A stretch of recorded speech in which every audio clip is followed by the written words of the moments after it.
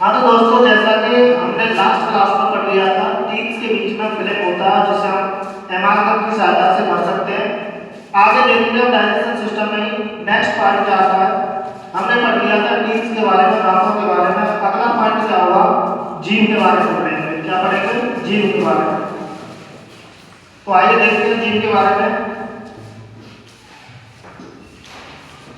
जीभ के बारे में देखेंगे टंग। अब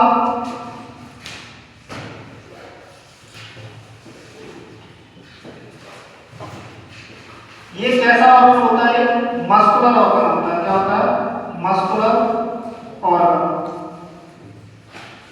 ये मांस से बना हुआ अंग होता है हमारा जीभ, जिसकी लंबाई कितनी होती है? कोई बताएगा लंबाई कितनी होती है? टंग की लंबाई कितनी होती है? कमेंट में कोई बताएगा? रोहित यादव सही बता रहे हैं। टंग की लंबाई 10 सेंटीमीटर होती है। कितनी होती है?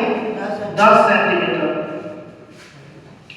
इसकी अगर हम लेंथ की बात करेंगे तो क्या हो जाती है? 10 सेंटीमीटर होती है। अब इस पे जीभ पे हमने देखा है सबने छोटे छोटे डॉट्स के टाइप के होते हैं, जिन्हें क्या बोला जाता है? टेस्टिंग बर्ड्स या तितली के नाम से जाना जाता है। किसके नाम से जाना जाता है? टेस्टिंग बर्ड्स या तितली के नाम से जाना जाता है। इस पर टेस्टिंग बर्ड्स होते हैं, जिनकी सहायता से ये पता चलता है कहाँ कितना स्वाद चीज लग रही है, कहाँ खट्टा लग रहा है, कहाँ हमें महसूस लग रहा है। तो थोड़ा सा स्ट्रक्चर के हिसाब से देख लेते हैं टंग को।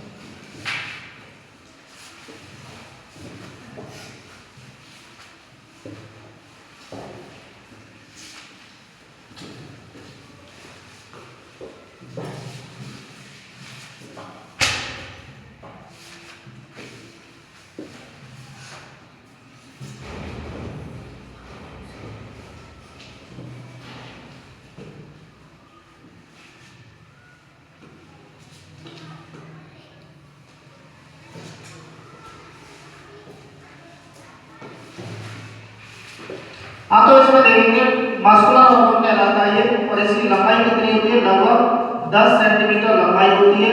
टेस्टिंग बर्ड्स होते हैं, जिनकी सहायता से हम ये देख सकते हैं कि कहाँ चीजें हमें किस तरह की लग रही है, कैसा टेस्ट लग रहा है आपका। तो जीभ में अगर जैसे स्ट्रक्चर हम दिखा रहे हैं, यहाँ पे देखेंगे ये एरिया क्या बताता है हमें? साल्टी। यानी कि अगर यहाँ पे अगर कोई चीज नमकीन खा रहे हैं तो वो सबसे पहले किस एरिया में पता चलेगी? यहाँ पे और यहाँ पे। तो ये नमकीन है। अगर मीठे का टेस्ट करना है, कोई चीज मीठी लग रही है, तो वो सबसे कहाँ लगेगी? सबसे पहले आगे वाले पोर्शन पे लगेगी, और वहां पानी आ जाता है जीभ में। ठीक है। खट्टे का अगर देखेंगे, सौर मीन्स खट्टा। खट्टा वाले का जस्ट साइड में, यानी कि जीभ के इस वाले पोर्शन में यही पता चलेगा कि चीज क्या है?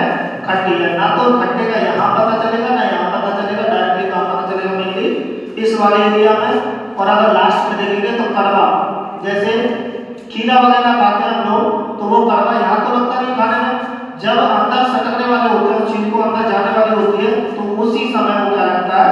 हमें क्या लगता है? कड़वा लगता है। तो ये तो इतना स्ट्रक्चर ऑफ किसका हो गया? जीभ का जो भी है वो हो गया। हमें दे रखा है स्ट्रक्चर, वो हमने देख लिया। अब आगे देखेंगे इसमें हमारे माउथ में क्या बनता है? सैलावा। सैलावा के बारे में कोई बताएगा? सैलावा का काम क्या होता है?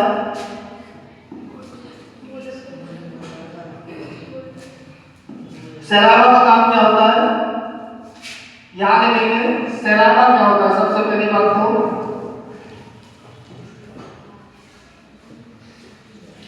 तो सैलावा को हिंदी में जाना जाता है लार।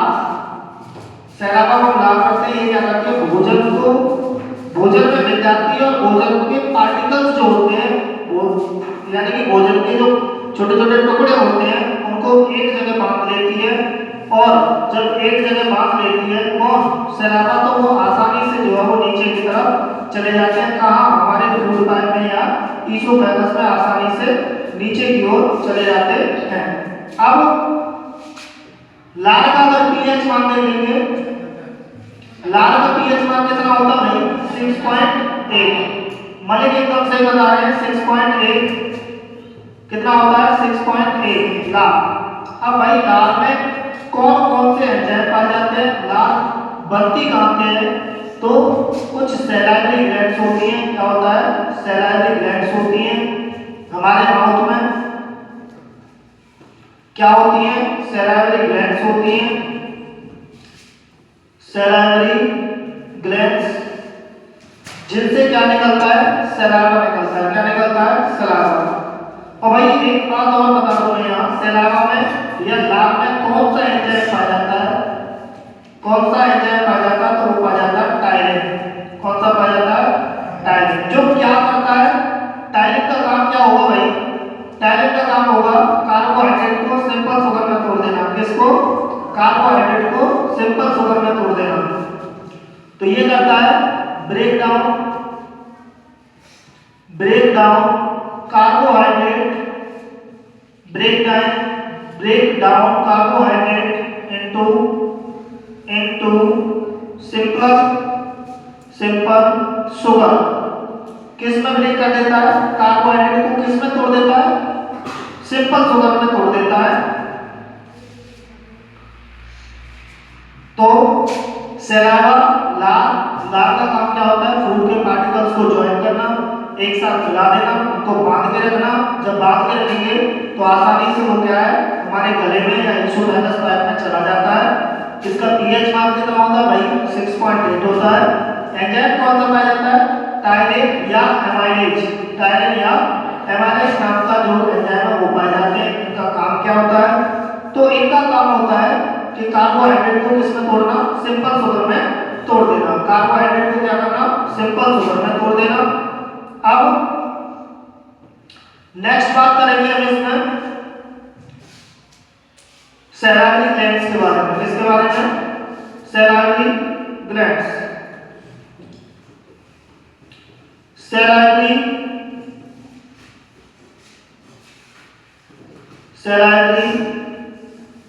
ग्लैंड्स के बारे में बात करेंगे। ये कितने टाइप्स की होती है भैया?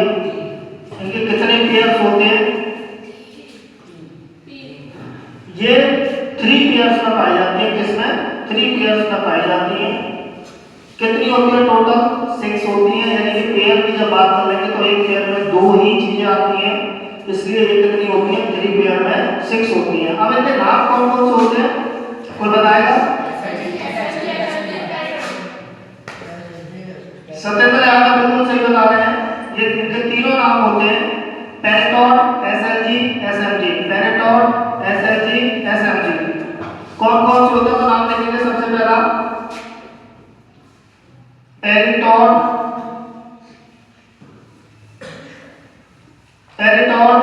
दूसरा क्या होगा? एसएलजी। एसएलजी का मतलब सब लिंगुअल ग्लैंड। अब तीसरी कौन सी हो जाएगी? एसएमजी, सब मैंडिबुलर ग्लैंड। सब मैंडिबुलर ग्लैंड। तो पैरोटिड, यहां पे ये थोड़ा सा देखना, पैरोटिड ग्लैंड। अब पैरोटिड, एसएलजी, एसएमजी, ये 3 प्रकार की ग्लैंड होती है। ये तो बता दिया, ठीक है, बहुत बढ़िया बात है। लेकिन अब मुझे कोई बच्चा ये बताएगा क्या कि सबसे ज्यादा जो सैलाइवा वो कौन सी ग्रंथि बनाती है? एसएमजी। प्रदीप जो है, प्रदीप ठाकुर बिल्कुल सही बता रहे हैं। एसएमजी जो है वो कितने % बनाती है? हमारा लगभग 70 से लेकर 75% तक क्या बनाती है? सैलाइवा। यानी जितनी लार बन रही है हमारे मुंह में, जितनी लार बन रही है वो उसमें से लगभग कितना %? 70 से लेकर 75% तक कौन बनाता है? एसएमजी। अब सेकंड बात ये देखेंगे कि एसएमजी जो हमारी कहाँ पे पाई जाती है? एसएमजी जो है वो कहाँ पाई जा रही है? तो ये निचले जबड़े के पास। अब इसे इंग्लिश में लिखेंगे तो कौन सा होता है निचला? Mandibular jaw. क्या बोलते हैं निचले जबड़े को? मैंडिबुलर जॉ के नीचे पाया जाता है। अब भाई ये ठीक है कि निचले जबड़े के नीचे तो या निचले जबड़े के पास क्या मिल जाएगा हमें? एसएमजी मिल जाएगी जो कितने परसेंट सलावा दे रही है? लगभग 70 से लेकर 75% तक सलावा प्रोड्यूस कर रही है। अब लेकिन सबसे बड़ी की बात करेंगे। सबसे बड़ी या लार्जेस्ट ग्लैंड कौन सी होती है? तो कौन सी होती है? पेरिटोन। जो किसके पास पाई जाती है? ईयर के पास। लगो किसके पास?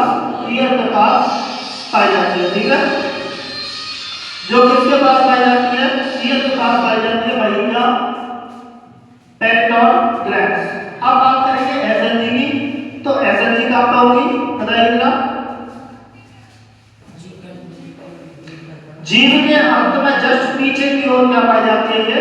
ये पाई जाती है। ये सबसे स्मॉलेस्ट होती है। क्या होती है? सबसे स्मॉलेस्ट, सबसे छोटी। यानी कि तीनों में सबसे बड़ी की बात करेंगे तो कौन सी हो जाएगी? पेरिटोन। सबसे छोटी कौन सी हो जाएगी? SNG, sublingual gland. लेकिन अगर सबसे सैलावा, सबसे ज्यादा सैलावा प्रोड्यूस करने वाली देखेंगे तो कौन सी है? एसएनजी। नोट करिए इसको इतना।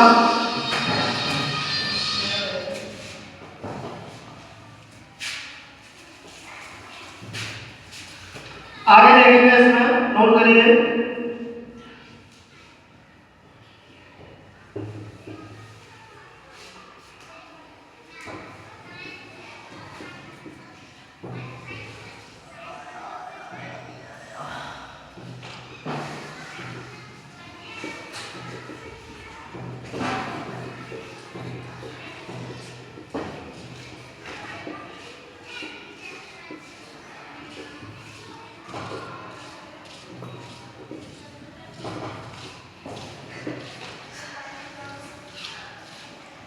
आगे देखेंगे जल्दी, नोट करिए।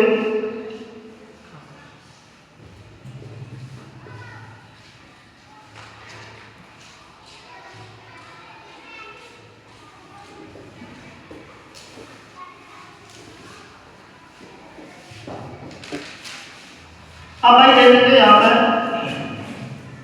हमने बात कर ली ऊपर कि कौन कौन सी ग्लैंड्स होती हैं और कौन कौन सा क्या क्या फंक्शन होता है, ये हमने बता दिया।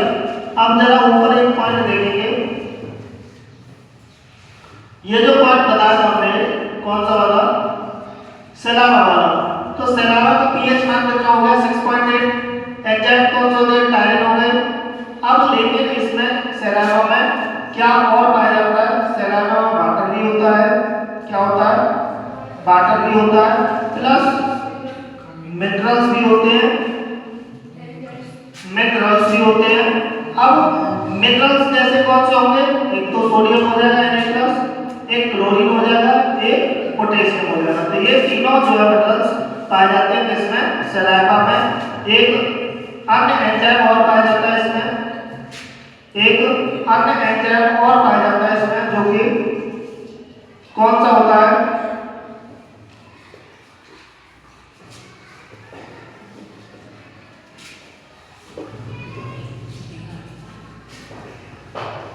देखेंगे यहाँ वाटर था प्लस मिनरल्स थे। मिनरल्स में कौन कौन सा था भाई? एक तो ये सोडियम हो गया, दूसरा क्लोरीन हो गया और तीसरा क्या हो गया? पोटेशियम। जैसे एंजाइम हमें एक और एंजाइम पाया जा रहा है, लाइसोजाइम्स। लाइसोजाइम्स का काम क्या होता है? तो बताएगा क्या मुझे? लाइसोजाइम्स का काम क्या होता है? जो एक एंजाइम मैंने बताया है, ये सैलावा में पाया जाता है। सैलावा में लाइसोजाइम्स का काम क्या होता है? तो ये करता है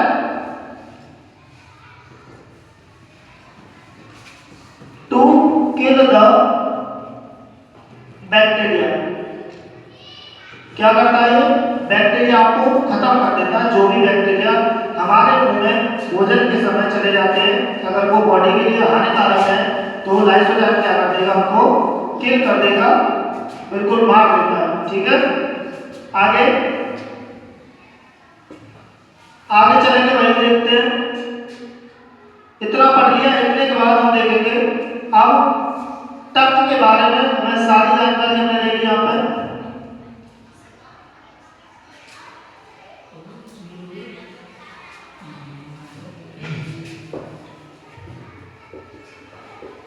सबका नोट हो गया। नेक्स्ट है सैलारी लेंस कौन कौन सी होती हैं? 3 प्रकार की होती हैं, पेरिटॉन, एसएलजी, एसएफजी। अब पढ़ेंगे भाई ईसोफेगस के बारे में। किसके बारे में? ईसोफेगस। नेक्स्ट पॉइंट क्या होगा हमारा? ईसोफेगस। इसको आप फूड पाइप भी कह सकते हैं और ईसोफेगस भी कह सकते हैं। ईसोफेगस भी कह सकते हैं, ईसोफेगस भी बोल सकते हैं, या ऐसे हिंदी में कहेंगे तो भोजन नलिका कह सकते हैं। क्या कहेंगे? भोजन नलिका। ठीक है भाई। अगर मैं पूछूं किसी से कि फूड पाइप की लंबाई कितनी होती है तो कौन बताएगा? 25 सेंटीमीटर बता रहे हैं भाई। कौन बता रहा है? ये 25 सेंटीमीटर। हिमांशु यादव बता रहे हैं 25 सेंटीमीटर। बिल्कुल सही आंसर है। 25 सेंटीमीटर इसकी क्या होती है? लंबाई होती है पूरी। इसकी लंबाई कितनी होती है? लगभग 25 सेंटीमीटर। तो नोट करेंगे अपना, कितने मीटर होती है? सेंटीमीटर होती है लगभग 25 सेंटीमीटर। इसकी लेंथ नोट करेंगे, LENGTH। लेंथ कितनी होती है? 25 सेंटीमीटर। ये फूड पाइप सबने देखा होगा, ये यहाँ से जो यहाँ तक का एरिया होता है, जहाँ तक स्टोमक कनेक्ट होगा, जो हमारा आमाशय कनेक्ट होता है, वहां तक क्या होता है? ईसोफेगस होता है, जिसे हम फूड पाइप के नाम से भी जानते हैं। फूड पाइप की लंबाई कितनी होगी? तो फूड पाइप की लंबाई हमारी कितनी होती है? लगभग 25 सेंटीमीटर होती है। कितनी होती है? 25 सेंटीमीटर। अब नेक्स्ट अगर इसमें देखें तो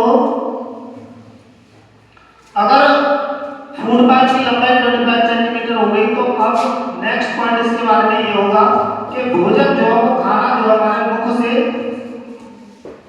जो भोजन नलिका है उसमें किस मूवमेंट के द्वारा जाता है? कोई बताएगा मुझे? तो वो मूवमेंट होता है पेरिस्टाल्सिस।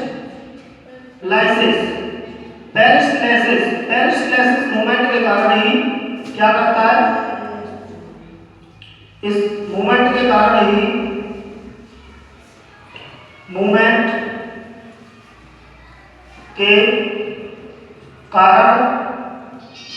भोजन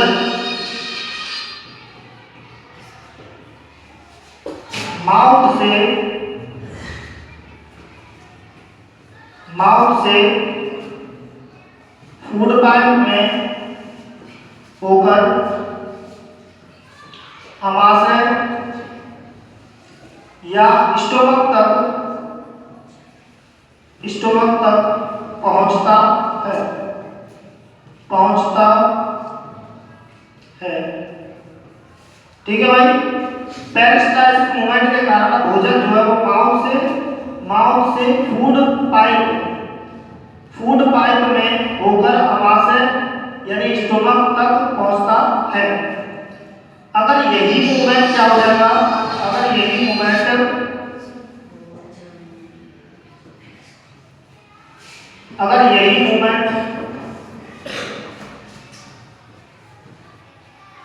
अपोजिट हो जाएगा, अगर यही मूवमेंट अपोजिट हो जाएगा तो हमें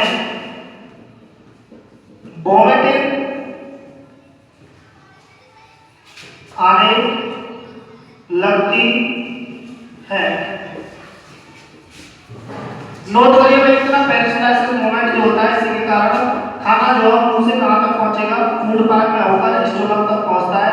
अगर यही मूवमेंट क्या हो जाएगा? उल्टा या अपोजिट हो जाए तो क्या होगा? हमें वॉमिटिंग आने लगती है, पलटियां आने लगती हैं। नोट करिए जल्दी फटाफट।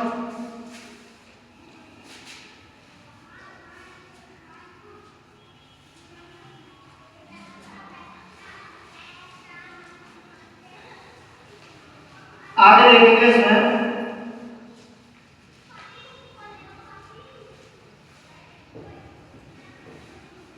सबका नोट हो गया भाई।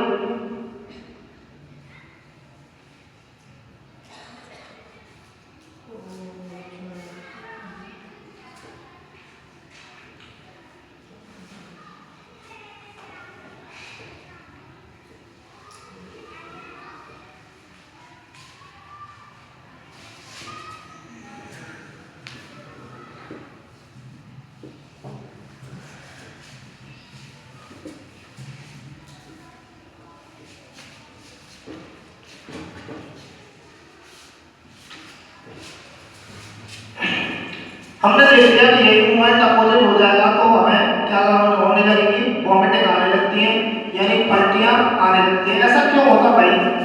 जब जैसे कि हम मान लो कहीं शादी में गए हुए हैं, किसी पर्सन ने ज़्यादा खाना खा लिया है, पेट में एडजस्ट नहीं हो पा रहा है, तो वो क्या करेगा, ऊपर की तरफ आएगा, किसमें, फूड पाइप में आएगा। जब फूड पाइप में जब उल्टा रिवर्स आ रहा है तो वहाँ क्या होगा, पेरिस्टालिसिस मूवमेंट क्या हो जाएगा, उल्टा हो जाएगा, विपरीत हो जाएगा।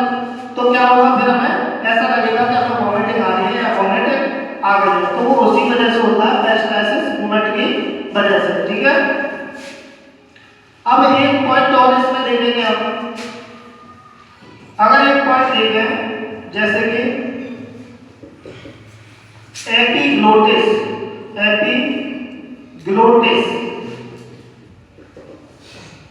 एपिग्लोटिस के बारे में पता है क्या होता है? एपिग्लोटिस भाई, एपिग्लोटिस क्या होता है? एपिग्लोटिस जो होता है ये स्विच करता है। क्या स्विच करता है? ये कॉमन होता है किसके लिए, फूड पाइप के लिए और किसके लिए भाई, फूड पाइप के लिए और विंड पाइप के लिए, विंड पाइप। यानी वायु नलिका और भोजन नलिका के लिए एक कॉमन स्विच होता है। वो कौन सा स्विच होता है? एपिग्लोटिस। जब भोजन अंदर जाना है तो ये अपने आप को भोजन नलिका की तरफ खोल देगा, विंड पाइप को बंद रखेगा। तो इसका काम क्या होता है? एपिग्लोटिस का काम यही होता है कि ये क्या करेगा, स्विच करेगा फूड पाइप को और इसको, विंड पाइप को। नेक्स्ट अगर बात करेंगे हम तो भाई देखेंगे इसमें ईसोफेगस का थोड़ा स्ट्रक्चर देखा तो 1 मिनट रुकिए। ईसोफेगस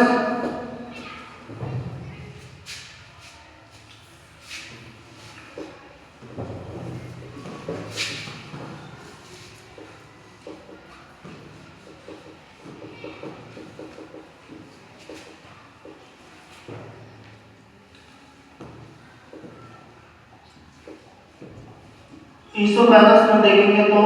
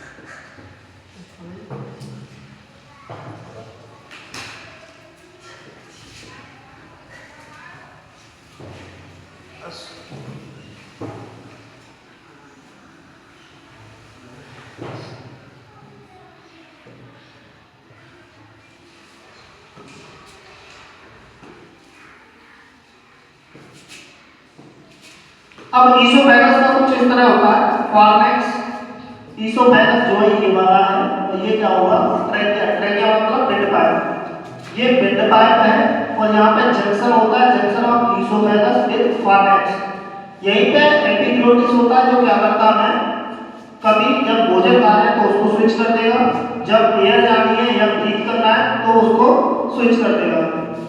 अब इसकी लंबाई कितनी होती है हमने बताई थी अभी 25, इसकी लंबाई कितनी बताई थी 25 सेंटीमीटर। यहाँ से यहाँ तक, कहाँ तक, जहाँ तक ये कनेक्ट हो रहा है, किससे, स्टोमक से जहाँ तक कनेक्ट हो रहा है, ये कितना लंबा होता है भाई 25 सेंटीमीटर।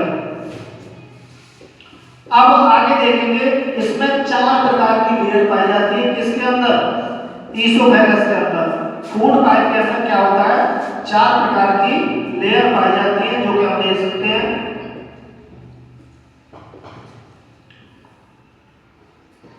देखेंगे जरा 4 प्रकार की लेयर्स कौन कौन सी होती है, कोई बताएगा मुझे।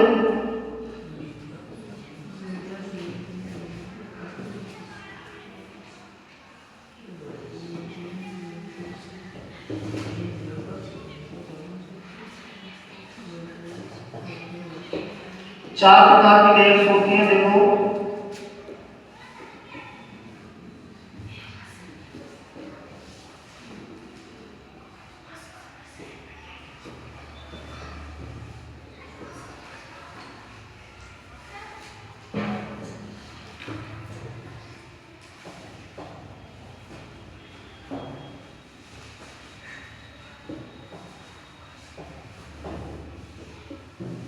अब नाम कौन कौन से होते हैं, तो सबसे अंतर्वादी जो होती है उसका नाम होता है म्यूकोसा, ठीक है भाई।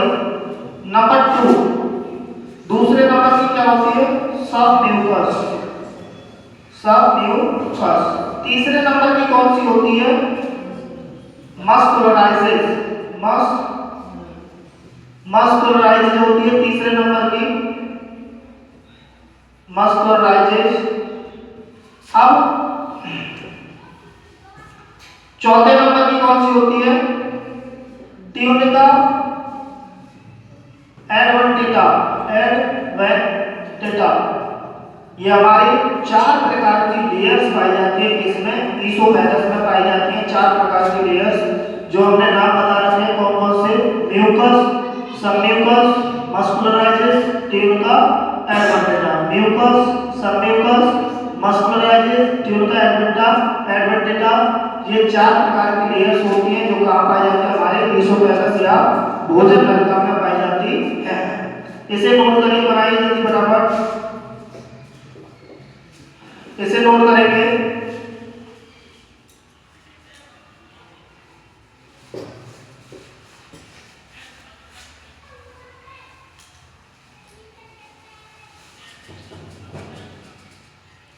जल्दी करिए, करें कमेंट कर रहे हैं कितने प्रकार की होती है सर, तो 4 प्रकार की होती है, mucous, submucous, muscularises and tunica adventitia, tunica adventitia. अब ईसोफेगस के बाद में क्या पढ़ने वाले हैं, तो पढ़ने वाले हैं स्टोमक। क्या पढ़ेंगे, स्टोमक। कौन पूछ रहा है, अंकुश पूछ रहे हैं क्या जी। इसके बाद हम क्या पढ़ेंगे, स्टोमक के बारे में पढ़ेंगे, बिल्कुल।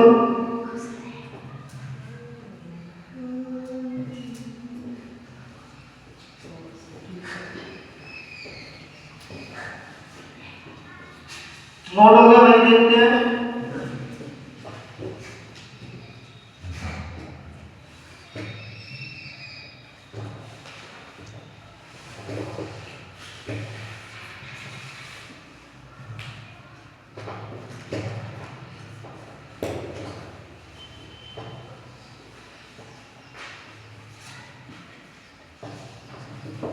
नेक्स्ट पॉइंट हमारा क्या होगा, आगे चलते हैं इसके बाद।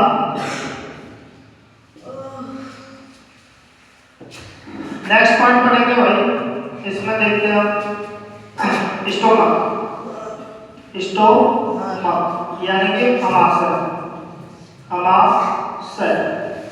चलो देखते हैं अमाशय। सबसे पहले मुझे कोई बताएगा अमाशय का आकार किस प्रकार का होता है। मलिक बोल रहे हैं अमाशय का आकार जो होता है वो क्या होता है, जे आकार का होता है, बिल्कुल सही आंसर है भाई।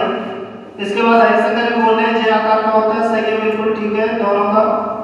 तो जे आकार का होता है क्या, स्टोमक का आकार। तो इसका शेप कैसा होता है, जे आकार का होता है, जे आकार का होता है। अगला प्रश्न पड़ेगा भाई इसमें, इसका पीएच मान कितना होता है, पीएच मान कितना होगा लघु गमाशय का, कोई बताएगा क्या मुझे, कमेंट करके बताएगा।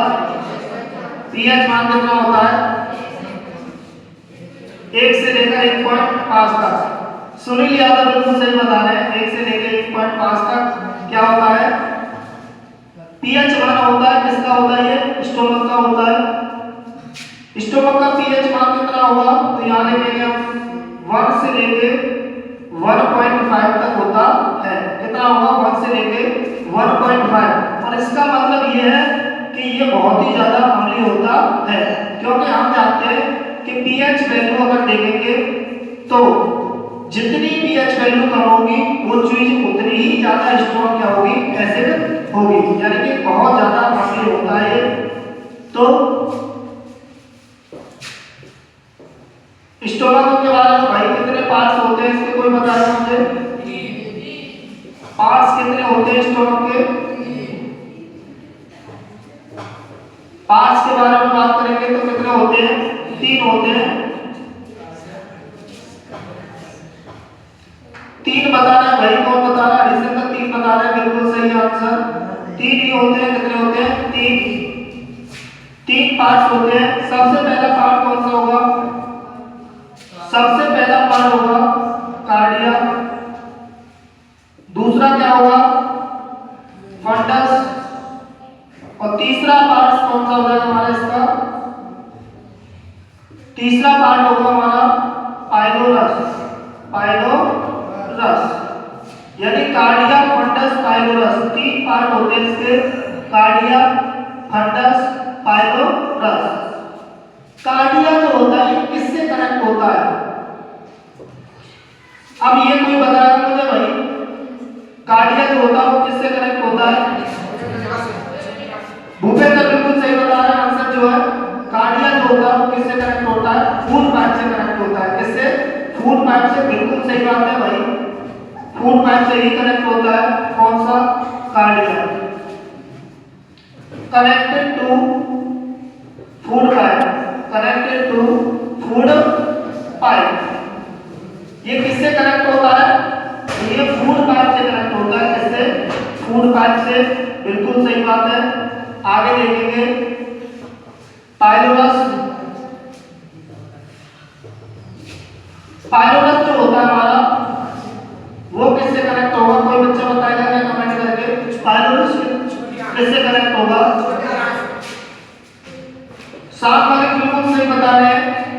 पाइलोरस जो है भाई किससे कनेक्ट होगा, स्मॉल इंटेस्टाइन से। किससे, स्मॉल इंटेस्टाइन, बिल्कुल सही है। हरिशंकर बिल्कुल सही बता रहे हैं, आप भी, हिमांशु सही बता रहे हैं, अंकुश भी सही बता रहे हैं, बहुत बढ़िया, ऐसे पढ़ते रहिए। पाइलोरस जो किससे कनेक्ट होगा भाई, स्मॉल इंटेस्टाइन से। किससे, स्मॉल इंटेस्टाइन। तो यहाँ पे लिखेंगे कनेक्टेड टू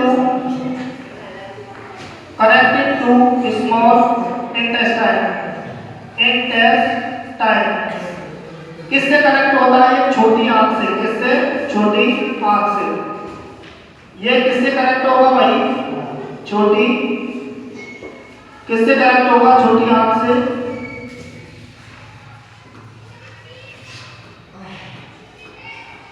किससे कनेक्ट होगा, छोटी आंत से।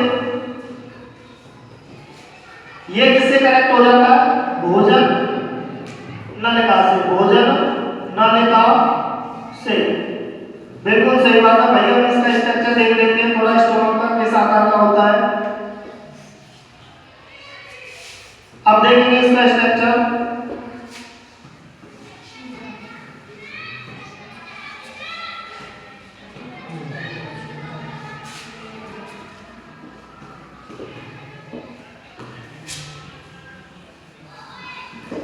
स्टोमक का स्ट्रक्चर अभी देखते हैं।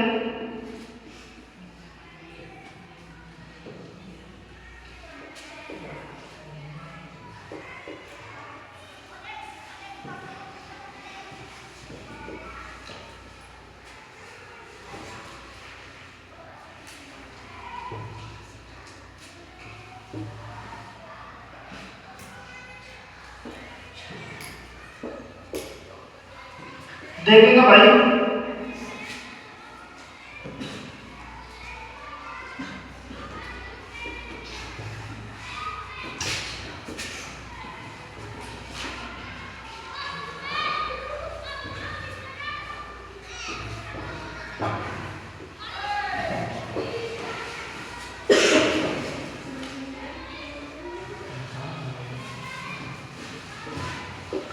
अब हमने क्या देखा, हमने अभी बताया था आपको तीन प्रकार, इसके तीन पार्ट होते हैं मेनली। एक तो कार्डिया होता है, दूसरा फंडस होता है और तीसरा क्या होता है, पाइलोरस होता है। क्या होता है, कार्डिया, फंडस, पाइलोरस। अब हमने बताया कि कार्डिया जो है वो किससे कनेक्टेड होता है, फूड पाइप से कनेक्ट होगा। वहीं पे अगर पाइलोरस देखेंगे तो छोटी आंत से कनेक्ट होता है।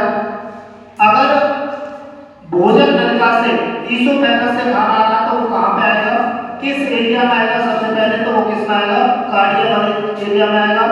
देन उसके बाद बॉडी में एंटर करेगा। जब ये यहाँ पे स्टोर रहेगा, भोजन स्टोर रहने के बाद कहां जाएगा, छोटी आंत में जाएगा। तो वो किस एरिया से होकर जाएगा, पाइलोरस से होकर जाता है। एक पॉइंट नोट करेंगे यहाँ पे, भोजन अमाशय में, अमाशय या स्टोमक में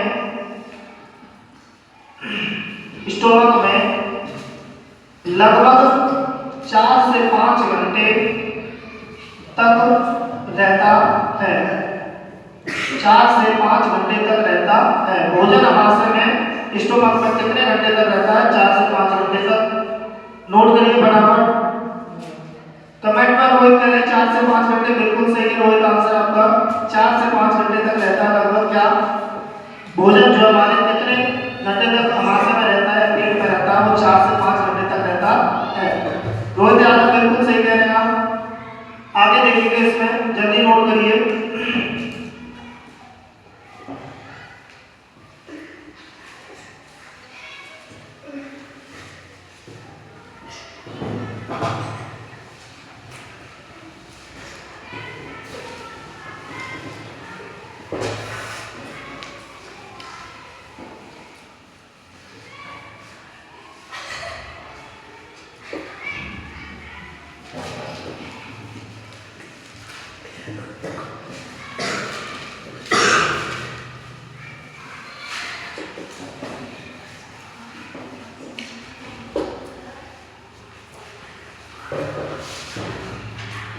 नोट हो गया, इसके बाद देखते हैं भाई।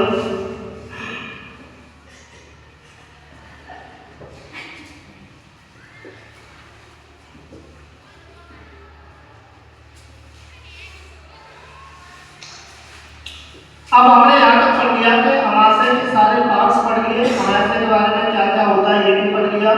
लेकिन नेक्स्ट पॉइंट क्या होगा हमारा, कि हमारे पेट में या अमाशय में एक्सियल एसिड पाई जाती है। क्या पाया जाता है, एक्सियल एसिड पाई जाती है। तो एक्सियल का पूरा नाम मुझे कोई बताएगा, एक्सियल हम लोग का पूरा नाम कोई बताएगा। बिल्कुल सही बात है, बिल्कुल सही आपका आंसर, आप खुद सही बोल रहे हैं, साफ लिखी ठीक बोल रहे हैं। हिमांशु का आंसर सही है, हरिशंकर भी सही बोल रहे हैं भाई।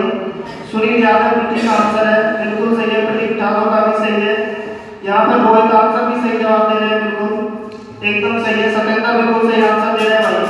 एचसीएल का पूरा नाम होता है हाइड्रोक्लोरिक एसिड। अरविंद विधि का आंसर दे रहे हैं, ऐसे बने रहिए, आगे देखते हैं। HCl एसिड, HCl एसिड भाई इसका पूरा नाम देखेंगे हम तो क्या बनेगा, हाइड्रोक्लोरिक एसिड। हाइड्रोक्लोरिक एसिड होता है इसका पूरा नाम। अब हमारे शरीर में HCl जो किस सेल से बनता है, कोई आंसर देगा क्या मुझे, कोई कमेंट में आंसर देगा, ये किस प्रकार की सेल से बनता है।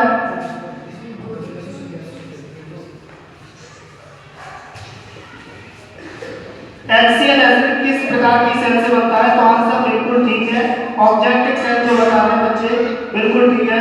रोहित यादव का गलत आंसर यहाँ पे, हिमांशु सही बोल रहे हैं ऑब्जेक्टिव सेल, हरिशंकर का भी सही आंसर। तो ये जो है वो कौन सी सेल बनाती है, ऑब्जेक्टिव सेल। कौन सी, ऑब्जेक्टिव ऑक्जेटिक सेल बनाती है।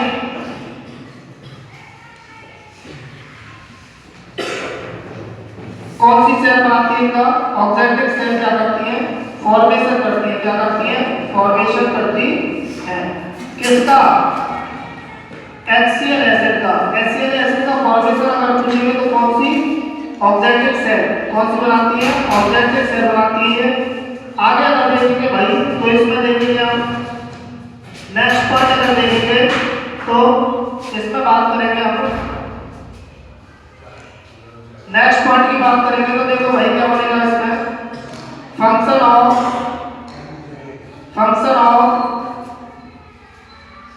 आगे देखते हैं इसमें फंक्शन ऑफ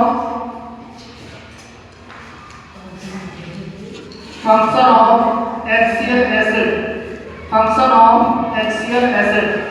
जो HCl एसिड होती है वो उसके कार्य क्या होते हैं? क्या क्या कार्य होते हैं वो देखेंगे। नंबर 1 पहला कार्य मुझे कौन बताएगा? HCl एसिड का काम क्या होता है? पहला काम बताएगा कोई? बिल्कुल सही आंसर दे रहे हैं टू किल का बैक्टीरिया। बिल्कुल ठीक है, सुनील का सही आंसर है। अंकुश का भी ठीक बोला, मलिक का आंसर ठीक है, हिमांशु का भी ठीक है, रोज यादव भी सही कमेंट कर रहे हैं to kill the bacteria. Very good, और बढ़िया। सतेंद्र का आंसर सही है, हरिशंकर भी ठीक बोल रहे हैं टू किल द बैक्टीरिया। तो पहला पॉइंट इसमें क्या होगा? To kill the bacteria. To kill the bacteria यानी कि ये जीवाणुओं को मारता है। किन जीवाणुओं को? जो हमारे शरीर के लिए क्या होते हैं? लाभदायक नहीं होते हैं, जिनका हमारी बॉडी में कोई यूज नहीं होता है, उनको ये क्या कर देता है? खत्म कर देता है। अगर HCl एसिड नहीं होगी हमारे शरीर में या हमारे आहार में तो क्या होगा? बैक्टीरिया क्या करेंगे? हमें नुकसान पहुंचाएंगे। इसी वजह से HCl एसिड होती है जिसे वो क्या कर देती है? खत्म कर देती है। दूसरा इसका वर्क कौन बताएगा मुझे? दूसरा है फंक्शन इसका होता है एसिडिटी। क्या करती है? एसिडिटी। बिल्कुल सही आंसर है उसका, एसिडिटी। दूसरा पॉइंट क्या बने इसका है? एसिडिटी। पेट में जो एसिडिटी होती है वो किसकी वजह से होती है? HCl की वजह से होती है, लेकिन उसे बेस की सहायता से क्या कर दिया जाता है? न्यूट्रलाइज कर दिया जाता है। इसका तीसरा पॉइंट कौन बताएगा भाई? तीसरा पॉइंट इसका क्या है? हरिशंकर से बोल रहे हैं इट एक्टिवेट्स एंजाइम्स। सामने का भी ठीक आंसर है, हिमांशु का भी ठीक है, रोहित यादव भी सही बोल रहे हैं, यहाँ पे बिल्कुल ठीक है, सतेंद्र का भी ठीक है भाई, भूपेंद्र भी सही बोल रहे हैं इट एक्टिवेट एंजाइम्स। बिल्कुल सही आंसर है, it activate enzymes. It activate enzymes. It activate enzymes यानी कि ये एंजाइम को प्रेरित कर देता है, चालू कर देता है। तो HCl एसिड भी हमारे लिए जरूरी है, लेकिन हमारे अमाशय में कौन सी चीज होती है या कौन सी लेयर होती है जो, क्योंकि HCl एसिड क्या होती है? खतरनाक एसिड होती है। अब खतरनाक एसिड होती है तो ये तो हमारी जो अमाशय की लेयर है उसे डैमेज कर देगी, जला देगी, लेकिन वो नहीं जला पाती है। तो कौन सी लेयर उसे बचाती है? कोई बताएगा मुझे कमेंट में? कौन सी लेयर जो है बताती है? इसका आंसर आप कमेंट में देंगे और आगे सारा जो क्वेश्चन है आगे कंटिन्यू करेंगे।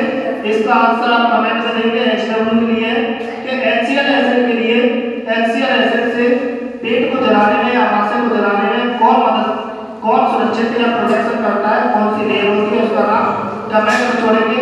इसी तरह पढ़ने के लिए बने रहें YouTube चैनल पे। आज की क्लास को एंड करते हैं यहीं पे। बोलो आके बिहारी लाल की जय।